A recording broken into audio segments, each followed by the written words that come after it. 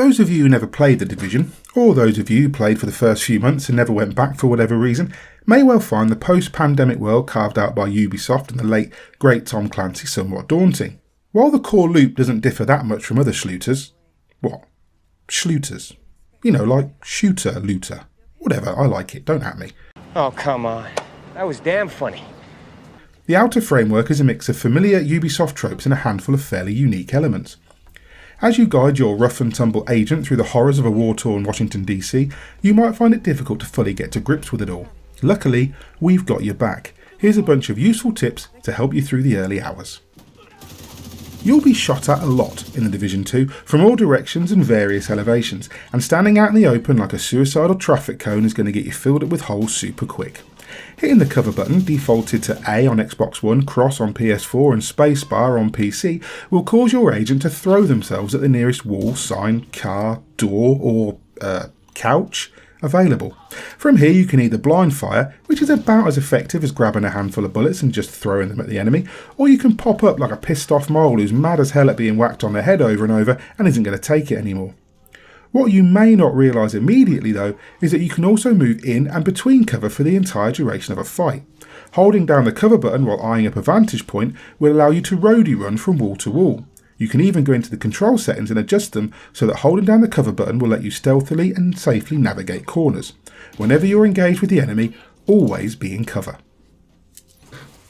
It's easy to say that The Division 2 is meant to be played in a group, and honestly that's not far from the truth. The multiplayer element is beautifully seamless and often makes the tougher challenges that much more fun. But there's something about heading out alone into the wilds of DC that feels unassailably cool, and there are almost certainly going to be times when you're the last agent standing and you'll need to hightail it around the battlefield applying plasters and salve onto your incapacitated teammates. For this reason I'd recommend having at least one skill that can summon a little automated buddy to watch your back or harry the enemy.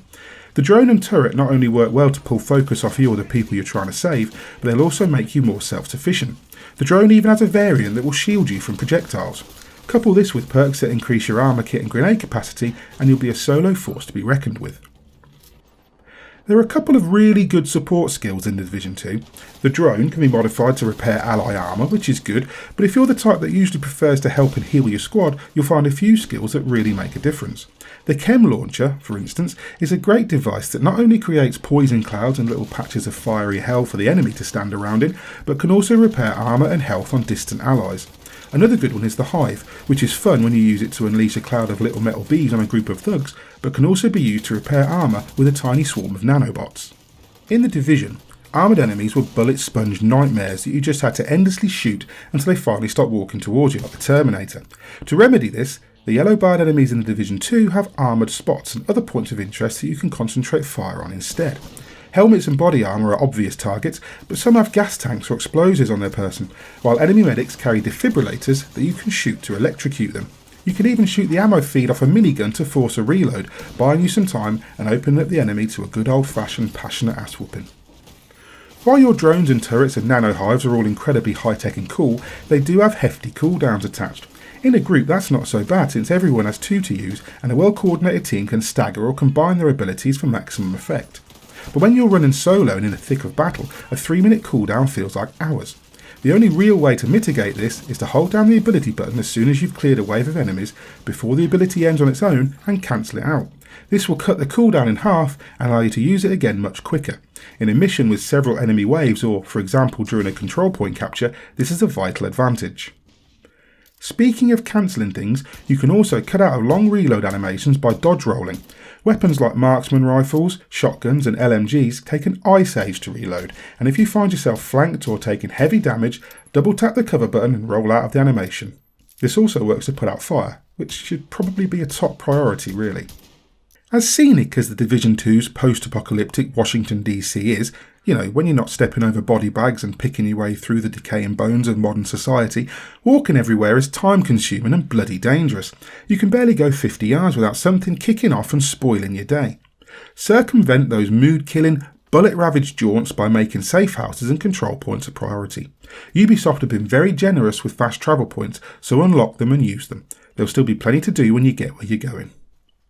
This is kind of par for the course, but it's easy to get caught up in the drama and action of Ubisoft's world and forget that you really should be exploring every nook and cranny. While enemies are an immediate and satisfying source of loot, there are containers, cases, boxes and bags stashed everywhere that contain all manner of useful goodies. I found that after about level 10, vanity items seem to become more commonplace, although I almost always find them in luggage containers while ransacking apartment buildings. But you'll also find crafting materials, supplies for your settlements, weapons, gear and collectibles abandoned in crates, satchels and loot boxes. And if you happen to see a gold-coloured key drop from an enemy, grab it, as it will open a faction-specific lockbox somewhere nearby. In the harsh world of The Division 2, pride must goeth before the fall. While the incredible atmosphere is an uncanny ability to make you want to strike out on your own, a lone wolf against the darkness, doing so is usually a bit daft. Solo agents can be easily overwhelmed and flanked. And while getting a good flank in sounds like something fun to do on a Friday night, come again? In practice it really isn't. When tackling control points, you can pop a flare to signal nearby AI patrols who will rush to your aid and soak up some bullets in your stead.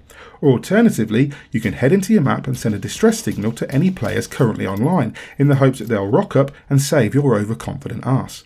There's no shame in asking for help, and co-op in this game is so well handled that it's worth responding to distress calls too, as anything you achieve in another player's instance will carry over into yours. In many looter shooters, the urge to charge through the campaign is too strong to ignore. When everything is promised in the elusive endgame, all that comes before that just feels like hard work. The Division 2, however, is packed with things to do. In fact, I'd go so far as to say it's one of the busiest and most feature-complete schlooters I've seen at launch. Yes, I said schluter again. You're starting to piss me off with that.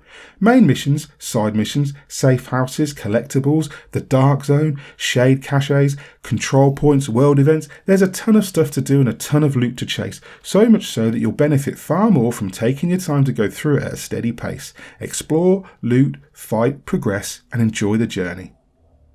So there you go. 10 tips to get you started in The Division 2. Keep an eye on the site and this channel for a full review very soon too. Now if you liked this video or found it at all useful, we'd greatly appreciate a thumbs up and a follow. If you didn't, well, a thumbs down and some mild abuse at least shows you care. Do head on over to godisageek.com for the latest news, views and reviews and a whole bunch of stuff, and check out our Patreon, where any donation really does make a difference. In the meantime, I've been Mick Fraser for God is a Geek, and you guys have been lovely. Bye.